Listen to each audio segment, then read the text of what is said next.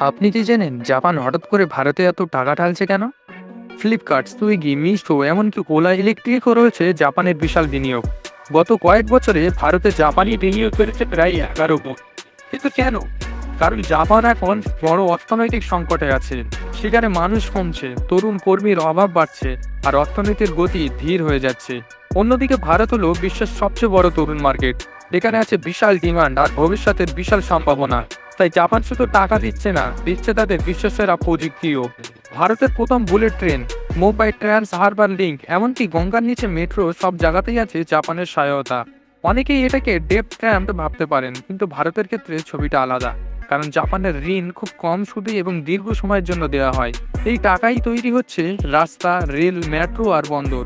এখন প্রশ্ন হলো, ভারত কি এই সুযোগ কাজে লাগিয়ে এশিয়ার নতুন ম্যানুফ্যাকচারিং সুপার পাওয়ার হতে পারবে? আপনার কি মনে হয়? কমেন্টে জানান।